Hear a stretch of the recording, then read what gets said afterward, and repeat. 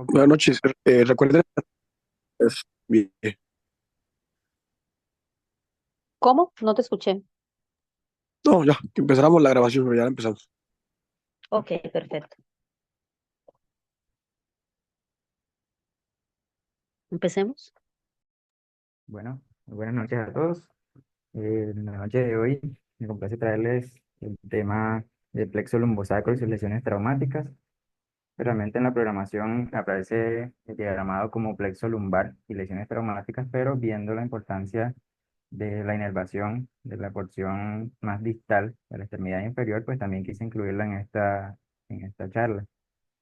Entonces, para empezar el contenido que vamos a tratar en la noche de hoy, me tardaba pues por principalmente el plexo lumbar y el plexo sacro, haciendo la división correspondiente, y de cada uno vamos a hablar sobre su división anatómica, la inervación motora y sensitiva que esto proporciona, y las lesiones traumáticas que se pueden presentar en cada uno de los segmentos de los que vamos a hablar en el contenido de la charla.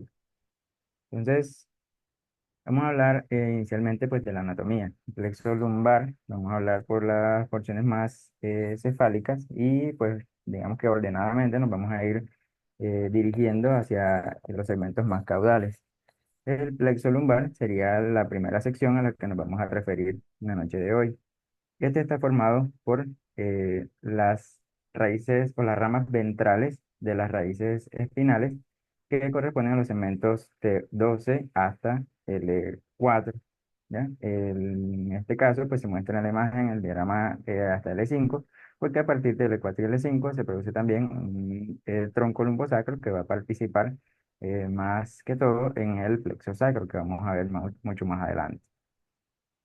Entonces, estas raíces, estas ramas ventrales, pues vamos a recordar que cada raíz se divide a su salida del foramen en una rama dorsal que se va a dirigir hacia la parte más superficial de la región dorsal precisamente, de la región lumbar, y que va a inervar la musculatura paravertebral y va a dar también ramas cutáneas que van a ser sensitivas y que van a recoger la sensibilidad de los segmentos cutáneos correspondientes a su dermatoma. En este caso, pues las ramas ventrales se van a unir o a entremezclar entre sí con las diferentes porciones de las otras ramas ventrales de la región lumbar y van a dar las diferentes divisiones que vamos a estar comentando en esta parte de la charla. Entonces, para empezar, en primer lugar, vamos a hablar de estas tres primeras divisiones de las ramas ventrales de las raíces T12, L1 y L2, pues van a surgir divisiones que van a unirse entre sí y de las dos primeras van a surgir los nervios denominados ilio-hipogástrico y el nervio ilioinguinal. Y uniéndose también las ramas ventrales de L1 y L2 va a surgir el nervio genitofemoral. Estas tres divisiones del plexo lumbar se van a ubicar principalmente en relación con el músculo cuadrado lumbar y van a pasar justo anterior a este mismo, lo que los va a, digamos, a proteger desde el segmento posterior. Asimismo, pues van a estar protegidos por los diferentes músculos de la pared abdominal con sus inserciones posteriores. Aquí podemos ver el trayecto de estos tres nervios que van a ser el hipogástrico, que va a dirigirse de forma oblicua, y también los mismos, el ilioinguinal, que va a surgir de la misma manera, de forma oblicua, dirigiéndose hacia anterior y hacia inferior, y todos se dirigen prácticamente hacia el reborde ilíaco, pues la esquina ilíaca anterosuperior. Eh, de esta manera, pues también el nervio genitofemoral se dirige pues, de forma oblicua hacia inferior y hacia anterior, y este va a tener la peculiaridad de que se va a relacionar en parte de su trayecto también con el músculo ilíaco, y se va a dirigir también hacia la esquina ilíaca antero inferior, y este va a tener relación pues con la parte del ligamento inguinal. Entonces, también es de resaltar, en este caso, la estrecha relación que tienen estos músculos en su parte más ventral estos nervios, perdón, en su parte más ventral con el músculo psoas, ya que van a estar incluso en ocasiones inmersos en la propia masa muscular y es ahí donde se van a dar las diferentes ramificaciones de los mismos y va a surgir ya siendo formados las diferentes divisiones que les comento. Entonces, una vez estamos cerca ya de acá de la espina ilíaca, pues se van a mostrar y se van a dirigir nuevamente hacia el canal inguinal, donde van a tener diferentes ramificaciones, especialmente el nervio genitofemoral, que va a dar unas ramas que son precisamente la rama femoral y la rama genital, que van a dar sus diferentes inervaciones. Estos tres nervios pues los charlamos de forma agrupada porque su principal función va a ser la de inervación sensitiva de la región inguinal. Sin embargo, también dan algunas ramas motoras que van a estar dadas principalmente en sus trayectos dentro de la pared abdominal hacia los músculos transversos abdominal y hacia el oblicuo interno. Adicional a esto, pues también puede haber una rama que inerve específicamente al músculo piramidal, que se encuentra acá en la pared anterior del abdomen, cuando este esté presente, que no está en toda la población. Y de igual manera, el nervio genitofemoral también va a dar ramas que van a inervar el músculo cremaster, que van a ser las responsables de la vía deferente y el reflejo cremastérico, que pues se efectúa pues al frotar la cara interna del muslo cerca de su porción inguinal, se va a generar la contracción del músculo cremaster haciendo elevación del testículo ipsilateral.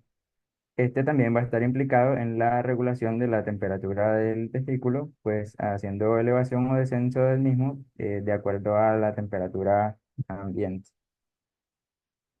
Así como les comentaba, pues la principal función de la nervio iliohipogástrico, inguinal y genitofemoral va a ser la inervación sensitiva de la región inguinal, sobre todo relacionada con la región suprapúbica, la región inguinal propiamente, en estrecha relación con el ligamento inguinal, y también con la región genital y el triángulo femoral. Entonces, aquí vemos la distribución autónoma, es decir, que se puede identificar que es específica de cada uno de estos nervios y que pues no tiene tanto solapamiento como pues, los diferentes dermatomas. El nervio hipogástrico está encargado entonces de la inervación sensitiva de la región suprapúbica, el nervio ilioinguinal de la región inguinal propiamente, y el nervio genitofemoral con sus dos ramas terminales, la rama genital va a dar inervación al escroto en el hombre y a los labios, sí, los labios mayores en la mujer. Y la rama femoral va a dar inervación sensitiva a la piel correspondiente al triángulo femoral, que va a ser un punto de referencia importante que vamos a definir más adelante. Entonces, en este grupo de nervios, cuando existe una lesión, se puede dar una condición llamada neuralgia inguinal.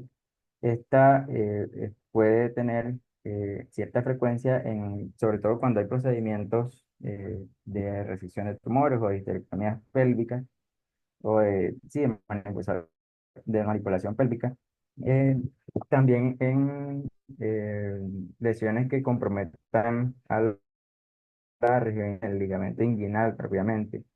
Puede haber historia de heridas o procedimientos en el abdomen o pelvis. Existe entonces para la definición de esta condición, pues, cambios sensitivos en la región suprapúbica o inguinal. Y la tercera condición que se debe presentar para tener el diagnóstico es que exista un alivio cuando se hace infiltración anestésica alrededor de la espina ilíaca anterior superior, dado el recorrido que ya conocemos de estos nervios, en lo que vimos. Entonces estos son los tres criterios que se deben cumplir para nosotros confirmar el diagnóstico de una neuralgia inguinal. Teniendo en cuenta eso, pues ya hablamos de la parte más cefálica. Hablemos ahora de las divisiones que corresponden a la siguiente eh, sección de forma caudal. En primer lugar, pues tenemos que el plexo lumbar bajo, como se denomina, también tiene tres ramificaciones principales, que van a ser en orden de importancia, pues el nervio femoral, el nervio obturador, y pues nervio femorocutáneo lateral. Así como les expliqué, pues el tronco lumbosacro hace más parte del tronco del plexo sacro que vamos a estudiar más adelante. Entonces vamos a pasar a estudiar cada una de estas ramificaciones de estas tres y a las lesiones traumáticas que se pueden presentar con ellas. Entonces, en primer lugar tenemos al nervio femoral, que también surge de las raíces desde el E2 hasta el E4 y que va a tener un trayecto oblicuo anterior y descendente por detrás del músculo psoas y que va a emerger por el borde lateral del mismo, aproximadamente a 4 centímetros del ligamento inguinal y se va a dirigir inmediatamente inferior al mismo.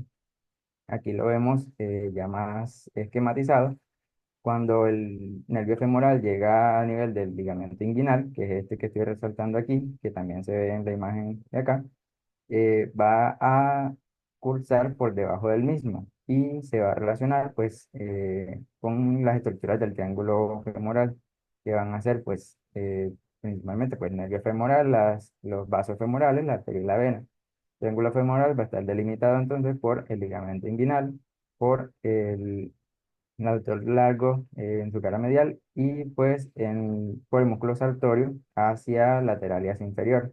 Entonces, este pues va a ser un punto de referencia importante que nos va a ayudar pues a determinar si en algún procedimiento, en alguna manipulación de esta área, pudo haber alguna lesión del nervio femoral, incluso en heridas, ya que en este punto el nervio y los vasos femorales se hacen especialmente superficiales. Así como lo vemos acá, esta imagen de la derecha es una vista inferior haciendo una sección a través de la línea punteada roja que vemos en la imagen de la izquierda y pues vemoslo desde el punto de vista inferior, entonces se va a encontrar el nervio femoral y acá los vasos femorales. En estrecha relación pues con el músculo iliosoas por encima del cual viene pulsando el nervio desde la pelvis. En el trayecto posterior a su paso por debajo del ligamento inguinal, este nervio va a sufrir múltiples ramificaciones que van a dar inervación a músculos sobre todo del compartimiento anterior del muslo. Entonces vamos a tener ramas que van a inervar al músculo cuádriceps, vamos a tener ramas que van a inervar al músculo saltorio, al músculo pectíneo, van a inervar también pues sí, otras estructuras de acá del compartimento anterior y finalmente pues va a dar una rama que se extiende a través de la cara medial, a través del canal, digamos que pasa por debajo del sartorio y que va a llegar hasta la parte medial de la rótula y se va incluso a dirigir por la cara medial de la pierna para inervar estructuras más inferiores. Ya les voy a comentar más adelante. Entonces, en cuanto a la inervación, pues vamos a encontrar que se va a dar la inervación del recto femoral y a los bastos medial, lateral e intermedio, músculo saltorio, así como les mencionaba. Para su evaluación, pues podemos realizar estas maniobras. En primer lugar, pues, para la evaluación del músculo iliosoas, que se encarga de la flexión de la cadera y nos permite evaluar las raíces L2 a L4, que sabemos que vienen del nervio femoral.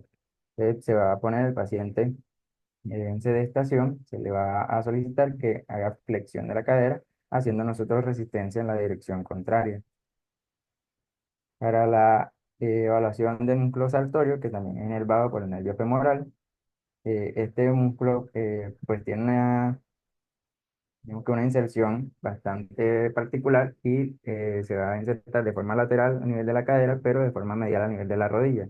Va a tener un curso oblicuo a través de la cara anterior del muslo y por ello su función va a ser la de rotación externa, va a ser abducción y va a ser flexión de la cadera. Entonces, la forma de evaluarlo es primero pues palpando acá en el trayecto del músculo saltorio y pidiéndole al paciente que contra resistencia deslice su talón desde el tobillo contralateral hasta la rodilla contralateral, mientras nosotros palpamos el trayecto del músculo saltorio acá en la cara anterior del muslo. Otra, eh, Otra forma de evaluar el nervio femoral, perdón, es a través de la evaluación del cuádriceps, que se va a encargar de la extensión de la rodilla. En este caso, pues también participan las raíces del 2 al 4 y le vamos a pedir que al paciente que en posición de sedestación, con las rodillas colgando, realice extensión de la rodilla, mientras nosotros palpamos también la masa del cuádriceps en la cara anterior del muslo. El nervio femoral también tiene una porción sensitiva, entonces va a estar inervando las regiones cutáneas correspondientes pues, a estos nervios que vemos acá en la región derecha. Ya vimos que una de las tres divisiones del plexo lumbar es el nervio femorocutáneo lateral y hay otras dos divisiones que son el nervio femorocutáneo intermedio y el nervio femorocutáneo medial que van a depender del nervio femoral. Hay otra división posterior que vamos a ver más adelante. También va a existir unas porciones infrapatelares que van a depender del nervio safeno, que es rama terminal del nervio femoral, y el nervio safeno propiamente, que también va a dar una inervación cutánea hacia el malleolo medial y hacia el arco del pie. Entonces, cuando existe una lesión del nervio femoral, vamos a encontrar cierta sintomatología específica. Estas lesiones son frecuentes en procedimientos también, como les mencionaba, de histerectomía o de manipulación de la cavidad pélvica. Cuando hay también lesiones por proyectil de arma de fuego a la pelvis en región inguinal, cuando hay laceraciones o especialmente cuando hay fracturas de cadera o de pelvis. Es frecuente que si en algún momento ocurre una lesión que lesiona alguna de las nervios del plexo lumbar, el más frecuentemente afectado sea el nervio femoral. La limitación motora que se va a producir en este caso va a ser una descoordinación de los movimientos patelares. No necesariamente debe existir digamos que una pérdida completa de la movilidad o de la extensión o de la flexión de la cadera o de la extensión de la rodilla, pero el paciente sí puede darse cuenta de que está presentando descoordinación en los movimientos, que en ocasiones pues tiene pérdidas súbitas de la fuerza muscular, que le ocasionan pues movimientos involuntarios, sobre todo durante el proceso de la marcha. Hay limitación a la extensión de la rodilla, pues, lo que el paciente va a tener especial dificultad para movimientos como ponerse de pie, subir escaleras o incluso patear. Y además, pues el déficit que existe dependiendo del nivel de la lesión puede ser confirmatorio de que se trata efectivamente de una lesión del nervio femoral, ya viendo la distribución sensitiva que acabamos de observar. Cuando se trata de lesiones de este tipo de nervios, vamos a ver que el principal objetivo de nuestro examen físico va a ser el de descartar radiculopatías o lesiones radiculares propiamente. Entonces, cuando sospechemos que un paciente tenga una radiculopatía y tenga una afección del nervio femoral, pues, la principal característica de diferenciarlo sería la aducción de la cadera y la flexión de la pierna. Cuando existen radiculopatías, también se pueden afectar estos movimientos porque la inervación a los músculos aductores y a los músculos del compartimento posterior del muslo también va a estar ayudada por esta raíz, la raíz L4 principalmente. Entonces pasamos ahora a la evaluación del nervio obturador, que es la segunda rama del plexo lumbar en importancia luego del nervio femoral. Este pues, va a surgir también como rama de las raíces del plexo lumbar, especialmente de las raíces L3 y L4, y se va a dirigir inmediatamente hacia inferior, este sí, emergiendo a través de la cara medial del músculo psoas, y se va a dirigir hacia anterior, hacia el orificio obturador. En este orificio pues va a existir una membrana que se llama membrana obturadora que va a servir de inserción al músculo obturador externo y va a tener una escotadura hacia su porción más anterior y lateral que va a corresponder al canal del obturador. Entonces, antes de pasar por ese canal del obturador, el nervio obturador se va a dividir en sus dos secciones, una división posterior y una división anterior. La división posterior va a estar encargada de la inervación del músculo obturador externo y del aductor magno. Y la división anterior va a estar encargada de la inervación del aductor corto y del aductor largo, así como del músculo grácil. También va a dar esta una rama sensitiva que va a inervar parte de la cara lateral perdón, de la cara medial del muslo. Entonces, este es el trayecto que sigue el nervio obturador. Este que vemos acá, pues nervio femoral. Vemos aquí cómo surge el nervio obturador del canal del obturador. Y aquí les traje de forma separada las inervaciones correspondientes a la división anterior, que va a corresponder pues a los músculos aductor largo, el aductor corto y al músculo grácil. La función va a ser la de aducción de la cadera, es decir, va a acercar el muslo hacia la línea media. Y la división posterior va a estar encargada de la inervación del músculo obturador externo y del aductor magno.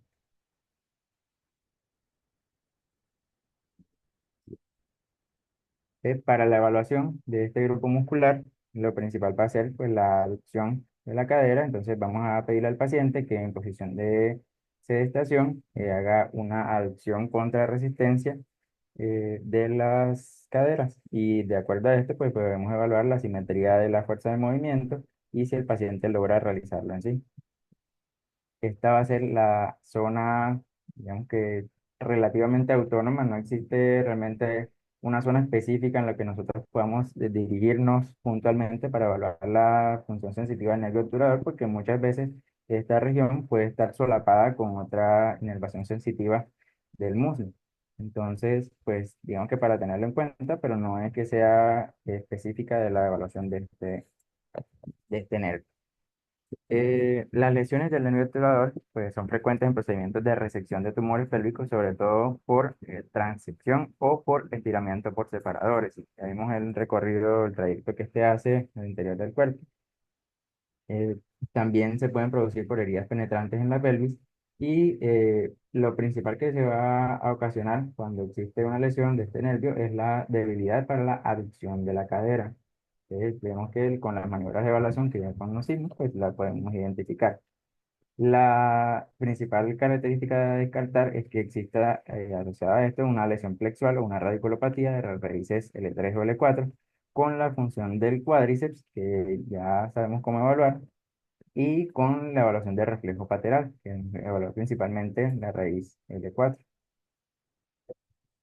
Entonces, vemos aquí el nervio femorocutáneo, que sería la tercera división principal del plexo lumbar, la más caudal. Vemos que este va a estar también relacionado específicamente con las divisiones posteriores del plexo lumbar antes de que éstas se dirijan a formar el nervio femoral, ¿ya? Como lo vemos acá pues, en la imagen, en el lado derecho que no se encuentra pues, el músculo psoas en el esquema. Esta va a tener un curso también oblicuo que va a relacionarse con la espina ilíaca anterior superior y pues por esto vamos a ver lo que puede pasar. Este nervio, lo que pasa es que digamos que en mucha proporción de la población va a tener distintos trayectos cuando llega a este punto, la espina ilíaca anterior superior. Y en algunos pacientes puede pasar por debajo del ligamento inguinal, en otros pacientes puede cursar por encima del ligamento, puede incluso existir una escotadura en el ligamento que permite el paso de todo el nervio o de una porción del mismo, y puede pasar también por encima de la espina ilíaca. Entonces, esta variabilidad de su trayecto también le va a conferir que en muchas ocasiones pueda ser lesionado, digamos que sin darnos cuenta o en heridas que no son específicamente relacionadas con el trayecto habitual del mismo y digamos que hay que tenerlo en cuenta para poder identificarlas. El nervio femorocutáneo lateral va a encargarse de la inervación sensitiva principalmente de la cara lateral del muslo y su lesión va a estar dada principalmente por la condición denominada meralgia parestésica. Esta realmente pues no es la principal causa, la meralgia parestésica es usualmente idiopática, pero cuando existen condiciones que generan traumas repetitivos en esta región, sobre todo en la región inguinal, en la espina ilíaca superior, puede existir la predisposición a presentarla. También en personas que tienen, por ejemplo, obesidad, que cambia la estructura de la región inguinal, puede también afectarse el trayecto de este nervio y darse la afección que vamos a comentar. En primer lugar, está caracterizada por una hipoestesia, parestesia, dolor y en algunos casos incluso hiperestesia o alodinia en la cara lateral del muslo. Puede estos síntomas aumentarse con la bipedestación y con la marcha y en algunos pacientes manifiestan alivio cuando adoptan la posición de sedestación. Puede aliviarse también con la infiltración alrededor de la espina ilíaca anterior superior, pero debido a que el trayecto no siempre es el mismo en todos los pacientes, puede existir multiplicidad de casos en los que encontremos que el paciente tenga falsos positivos y que realmente sí tenga una afección del nervio femorocutáneo lateral, pero que de pronto en el lugar donde se realizó la infiltración está bastante alejado del trayecto verdadero del nervio. La principal radiculopatía a descartar en este caso es la radiculopatía L2 y cuando esta se presenta, es decir, la radiculopatía, también existirían hipoestesis en la cara anterior y medial del muslo y también se presentaría debilidad de los músculos, del músculo iliopsoas, es decir, también existiría una debilidad para la flexión de la cadera. Entonces, estas son características que nos ayudan a diferenciar correctamente una afección del nervio femorocutáneo lateral de la radiculopatía L2, que también puede cursar con estos síntomas sensitivos que vimos arriba. Ahora pasando a hablar del plexo sacro, pues bueno, vamos a ver que aunque este recibe afluencia también de las raíces L4 y L5, pero está principalmente formado pues por las raíces sacras, de C1 hasta C4. Recibe las raíces L4 y L5 a través del tronco lumbosacro que ya veíamos en el plexo lumbar. El principal producto, la principal referencia que surge del plexo sacro va a ser el nervio ciático. Sin embargo, va a tener una multiplicidad también de eferencias que van a dar inervación a múltiples estructuras, tanto de la pelvis como de la región glútea y de la región perineal. Entonces, esas aferencias son más cortas, el nervio ciático va a extenderse a lo largo de toda la extremidad inferior y ya vamos a conocer su trayecto. El anterior esquema pues era una simplificación, y como les comento, pues desde la raíz de L4 hasta S4 o S5 incluso, el principal producto va a ser el nervio ciático y todas estas aferencias eh, eh, pueden presentarse, estas diferencias, perdón, pueden presentarse. Acá pues vemos cómo es la organización anatómica, de cómo se distribuyen las raíces a través de la pared de la cavidad pélvica y vamos a evaluar pues la anatomía propiamente. Entonces, hablando del plexo sacro, debemos tener en cuenta que también se divide en una división anterior y una división posterior, de acuerdo pues a la división de las ramas ventrales propiamente de las raíces lumbares y sacras que participan en él. Entonces, de la división anterior, los principales nervios que surgen son los nervios que se dirigen hacia los músculos cuadrado femoral, los gemelos inferior y superior, y hacia el obturador interno. Estos son los músculos que les resalto aquí en esta imagen. Y estos van a tener en común que su función va a ser la de la rotación eh, in- interna, ¿verdad? La rotación interna de la cadera con la pierna flexionada. Vamos a nosotros pedirle al paciente en posición de sedestación que nos permita estabilizar la rodilla con una de nuestras manos y asimismo va a intentar realizar el movimiento que indica la flecha en dirección a la flecha ante resistencia que la vamos a poner nosotros desde la altura del tobillo. El siguiente pues, segmento sería el nervio glúteo superior, que pertenece a los nervios que se derivan de la división posterior. Este va a dar inervación a los músculos glúteos medio y glúteo menor y también al tensor de la fascia lata. Estos músculos van a estar encargados de realizar la abducción de la cadera.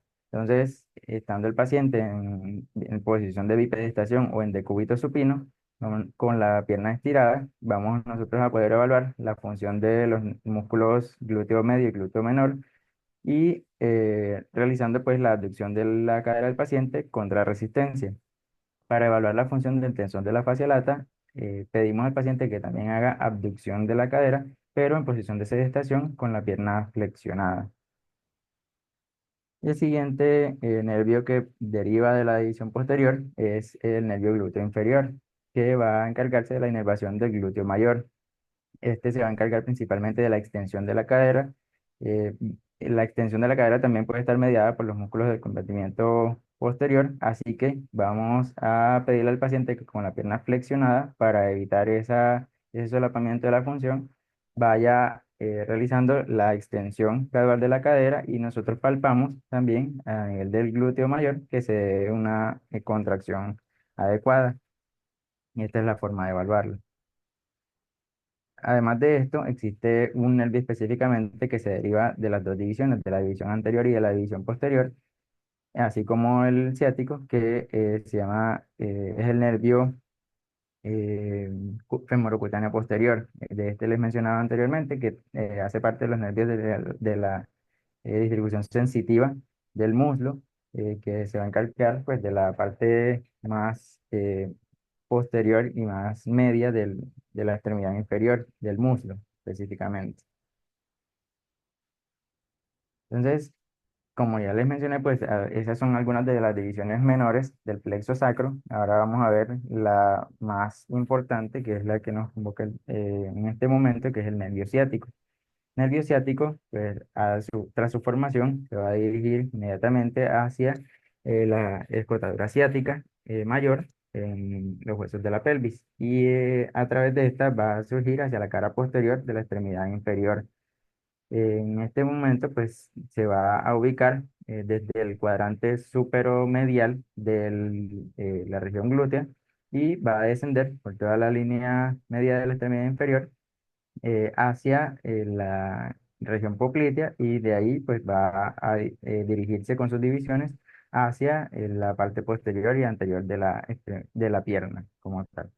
Entonces, aquí en este recuadro observamos más agrandado la porción que vemos acá en el recuadro izquierdo, que nos va a mostrar pues cómo es la relación de los músculos de esta región con el nervio ciático. Entonces vemos que este va a surgir por debajo del músculo piriforme, y que va a tener como cama, digámoslo así, o como base, como fundación, a los músculos obturador interno, al músculo gemelo superior, al músculo gemelo inferior, al músculo cuadrado femoral, y también acá pues no lo muestran en la imagen, pero también va a tener al Altor Magno, que va pues a tener esta distribución, así como lo estoy señalando.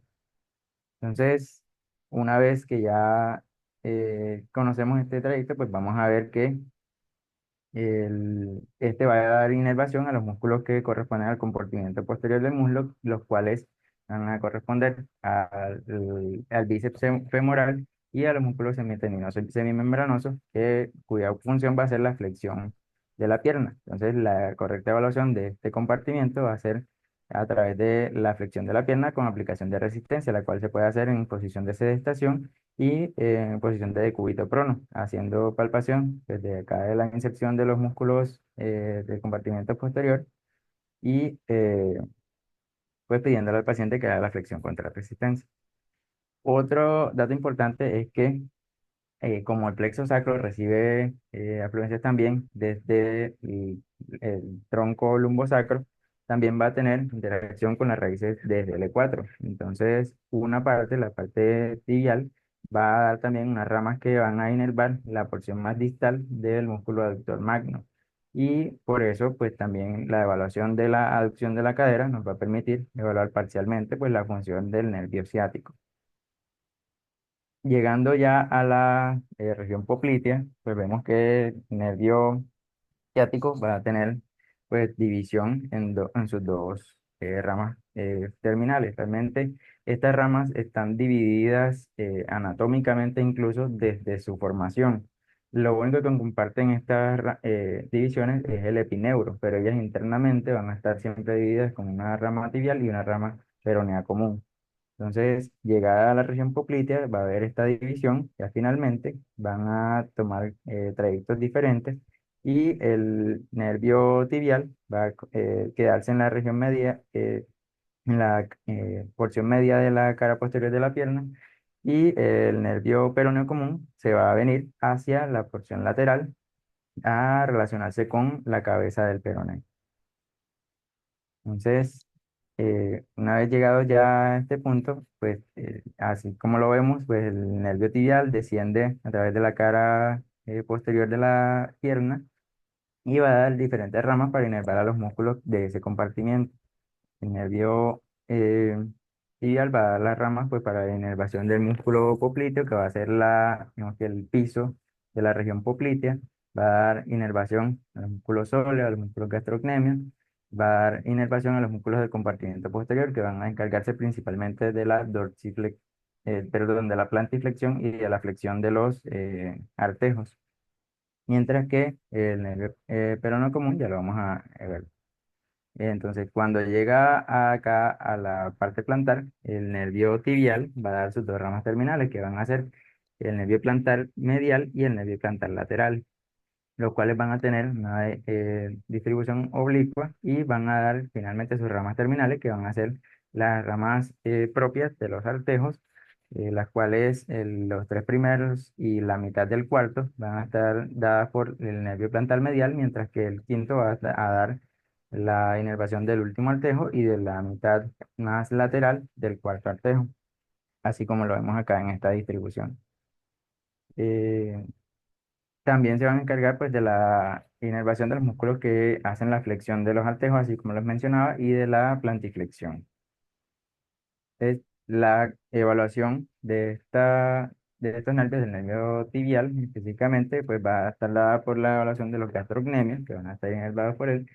Le pedimos al paciente que pues con la pierna extendida, los músculos gastrocnemios, digamos que se insertan de forma alta en el fémur y van a tener mayor fuerza de contracción cuando la pierna se encuentra extendida.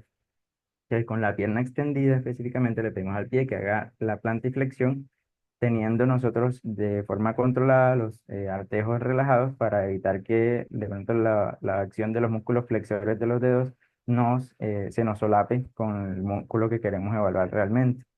Hacemos esta maniobra y estaríamos evaluando las raíces de S1 y S2. Los flexores de los dedos los podemos evaluar también independientemente. El flexor del hallux corresponde a las raíces del E5-S1 y el flexor corto de los dedos, que va a corresponder al resto de los artejos, desde el 2 hasta el quinto, va a corresponder a las raíces de S1 y S2. Ahora el nervio peroneo común pues va a dar a nivel de la cabeza del peroné pues sus dos ramas, que van a ser la rama superficial y la rama profunda. Y estos se van a encargar de la inervación de los músculos del compartimiento anterior de la pierna, que van a estar encargados de la función de dorsiflexión y también de la inervación pues sensitiva de esta porción que vemos acá resaltada, que es la porción, la cara lateral de la pierna, de la porción dorsal del pie, y la rama profunda va a tener también un espacio de inervación sensitiva, especialmente entre el primer y segundo arterio. Para su evaluación, vamos a pedir al paciente que realice la dorsiflexión, teniendo siempre nosotros bajo vigilancia que no realice dorsiflexión de los dedos, de los artejos, para evitar solapamiento de la función con los extensores de los dedos. Adicionalmente, podemos hablar específicamente la función del extensor largo de los dedos, que va a corresponder a las raíces del E5 y S1. Uno muy particular, que es el extensor largo del hallux, que va a tener principalmente inervación por la raíz L5, que es muy útil en la práctica clínica cuando queremos identificar pues, lesiones o radiculopatías a este nivel.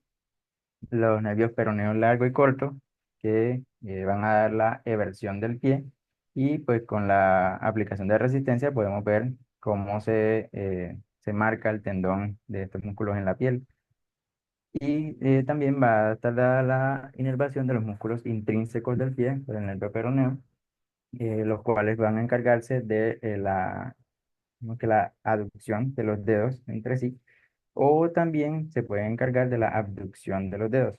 En muchos pacientes, esta abducción, es decir, la separación de los dedos de los artejos, no es posible y esto no implica que tengan alguna lesión nerviosa. Puede simplemente no ser viable en su condición. Y pues por último, para terminar, las lesiones que se pueden producir en el plexo sacro pues, frecuentemente están causadas por heridas de proyectil, por arma de fuego, en menor medida por laceraciones, ya pues la localización del mismo que está protegida por los huesos de la cavidad pélvica. Incluso en lesiones altas de este nivel, pues es posible que solo una de las divisiones esté afectada y esto se explica por lo que ya les mencionaba, que estas divisiones están separadas desde su formación, es decir, solamente es el epineuro lo que las conecta. La división peronea es más susceptible a lesiones y esto pues se ha propuesto digamos que varias hipótesis para su explicación. Una de ellas es que esta se encuentra más lateral y por lo tanto más expuesta a lesiones externas. También que tiene más susceptibilidad a la isquemia por su vascularización, que pues tiene dos puntos de fijación, mientras que la división tibial tiene solo uno. Digamos que ambas salen a través de la escotadura ciática mayor, pero la división peronea también se dirige hacia la cabeza del peroné y en ese punto tienen un arco de fijación que la hace, digamos, más susceptible a las lesiones por tracción, mientras que la división tibial no tiene esta fijación y pues la hace un poco más móvil, más libre. Entonces, estas son las principales razones por las que se ha estipulado que la división peronea sea más susceptible a lesiones. Y pues estas lesiones del plexo sacro usualmente se asocian con algún grado de lesión de la función sensitiva o motora del nervio ciático. Como vemos, pues es su principal producto y es lo que principalmente vamos nosotros a evaluar o a encontrar en los pacientes que tengan este tipo de lesiones. Las otras divisiones, en las otras ramificaciones, pues pueden presentar lesiones y van a ser muy puntuales en el déficit que está presente, sobre todo en la sensibilidad de la región perineal, o también presentando este tipo de alteraciones como la disfunción sexual, vesical o intestinal. Para la lesión del nervio ciático, pues puede presentarse con hiperplasia en la cara posterior del muslo, la región glútea, y pues en los trayectos, pues que ya les comentaba del nervio tibial o del nervio peroneo. Y la principal manifestación va a ser la debilidad a la flexión de la rodilla o a la dorsoplantiflexión del pie, de acuerdo al nivel en el que se produzca la lesión. Vemos que ya para finalizar, como comentario, pues las lesiones de los plexos lumbar y sacro realmente son muy distintas a las que se producen en el plexo braquial, como veíamos en las charlas anteriores. Las lesiones del plexo braquial pues van a estar dadas por unos mecanismos diferentes, van a ser por distracción, van a ser por movimientos de extensión del cuello y demás, pero la configuración anatómica de la región lumbosacra va a proteger las raíces nerviosas de este tipo de mecanismos y por lo tanto las lesiones van a estar dadas principalmente por traumas penetrantes. Entonces las lesiones van a ser un poco más radicales y también van a tener peor pronóstico a la hora digamos que de recuperación de las funciones nerviosas. Entonces, pues esto era lo que les quería comentar en la noche de hoy. Quedo atento a sus comentarios. Muchas gracias, Omar. Sí, lo que nosotros vemos, la mayoría, como mencionas tú, son lesiones muchas veces transficiantes, lesiones por arma de fuego, menos probable por lesiones por arma blanca y desafortunadamente pues no son muy susceptibles a manejo quirúrgico de rafias por las profundidades y realmente el pronóstico no es muy bueno. Los datos de atrapamiento, bueno, lo que más vemos nosotros es el atrapamiento del peroneo. Eso sí es lo que hemos visto con alguna frecuencia, que a veces uno, si no lo analiza claramente, puede confundirse con un proceso radicular más que un proceso de nervio periférico distal. Muy frecuentemente lo que uno encuentra es los síntomas que pueden sugerir eh, datos de neuropatía, pero incluso uno a veces presionando la parte lateral del hueso peroneo, ahí el paciente es donde siente que se agudiza el dolor. Y bueno, eso sí puede darse ya por un proceso más degenerativo, un proceso fibrótico allí a nivel del canal del peroneo. Mm, también, bueno, eh, de las cosas, bueno, igual hasta ahora estamos empezando, pero el nervio periférico también recordemos que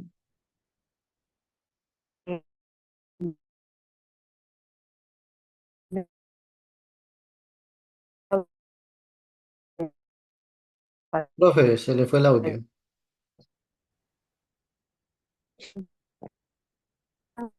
Profe,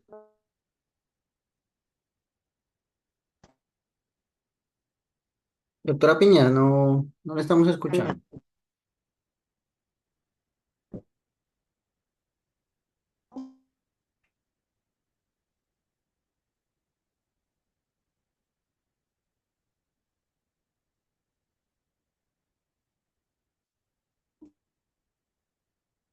¿Me escucha ahora? Ahora sí, Ok. sí, no le Pues sí, escuchamos nada. entonces realmente, Ahora sí. bueno, como les decía, más que todos los atrapamientos, Ajá. realmente uno en la experiencia lo único que veo es el atrapamiento del peroneo, pero el resto realmente no es muy frecuente. Y las lesiones traumáticas que generalmente sí no son de manejo quirúrgico por el mal pronóstico, que tiene muchas veces de ser una reacción de un nervio tan pequeño y a veces metido en trántopanos musculares no son fáciles y el pronóstico no es muy bueno. No sé si tienen algún otro comentario. Yo, bueno, primero es que fue muy completo. En poco tiempo se hizo una exposición muy interesante de lo que era miembro inferior, los dos plejos, y poco a poco nos fue llevando y cada vez un poco más profundo, y eso me pareció bien, bien manejado. Lo único que yo podría, digamos así, agregar, o más que agregar es apoyar, es con tantas regiones, tantos dermatomas y tantos miotomas, a veces uno se confunde un poco y comienza a mezclar.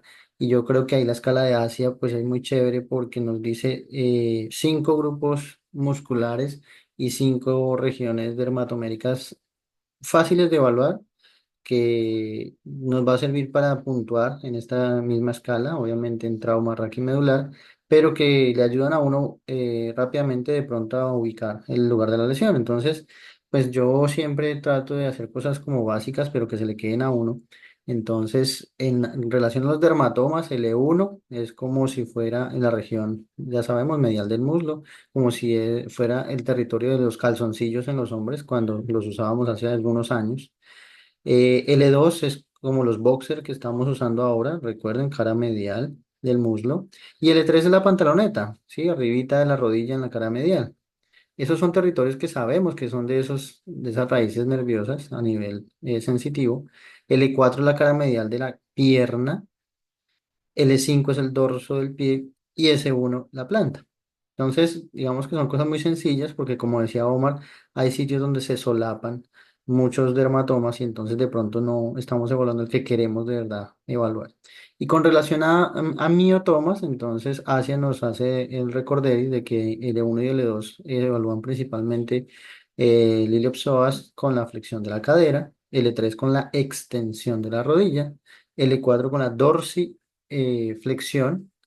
L5 es la extensión de la lux, como nos lo mostró en las diapositivas, y S1 es la plantiflexión. Cuando ponemos al paciente en puntas de pies o en talones, pues realmente lo que estamos haciendo es evaluar esos grupos musculares. Entonces son 5 grupos musculares, 5 regiones dermatoméricas muy sencillas de evaluar para hacerlo en urgencias, para que nos den pistas del examen físico del paciente. No sé si Boris o Jaime quieran decir algo más. No, todo muy claro. Todo muy claro. Muy buena presentación. Buenas noches. Me parece interesante el aporte también de la doctora Piña. También pensé lo mismo. Siempre cuando uno ve las electromiografías que uno de pronto manda en alguna parte o que manda el fisiatra, en alguna parte, siempre, la mayoría de las veces, el diagnóstico es atrapamiento del nervio peroneo, ya sea superficial o profundo, y algunas veces eso como que hace que se confunda un poco también otro tipo de diagnóstico. Es interesante ver cómo ciertas pruebas nos pueden hacer a nosotros pensar en diferentes tipos de alteraciones a pesar de que la electromiografía.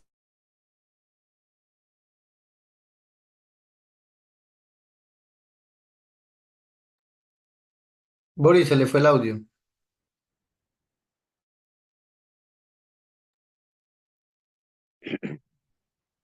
Aló, Boris. Uy, Boris se fue. Se cayó. Sí, lo que decía Boris es importante. Miren, a veces uno se confunde mucho porque los reportes de electromiografía dicen que tiene un compromiso del peroneo. Y dice, pero bueno, es que el peroneo es un nervio distal y tiene un paciente una hernia discal L4, L5, por ejemplo. A veces las mismas dificultades que tienen o depende mucho del operador, es operador dependiente la electromiografía. Pero realmente, miren, en la experiencia que he tenido algunos casos y he operado algunas liberaciones de peroneo lateral, uno se da cuenta porque el mismo paciente te orienta. Él te dice, mire, doctor, es que el dolor atrás me duele, pero no es un dolor, pero es aquí, detrás de la rodilla, cuando él mismo incluso te muestra.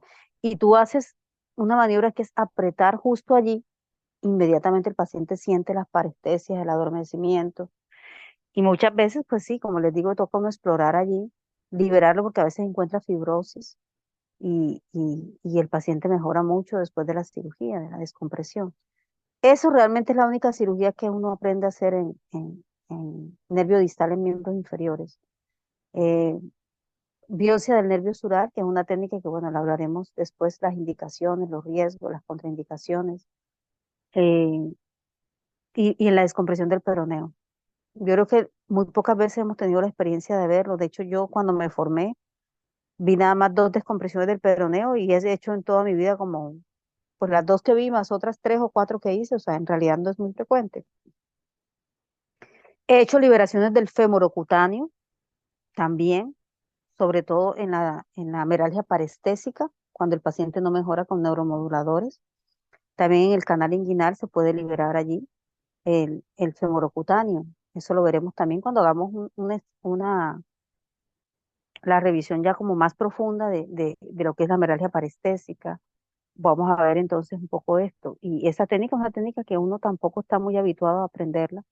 No muchos docentes no la manejan, la liberación del femorocutáneo o el corte del femorocutáneo, pero en muchos pacientes donde el dolor es de difícil manejo, pues hemos tenido que hacerlo para calmar el dolor y el paciente muchas veces pues queda con área de adormecimiento, pero el dolor se alivia.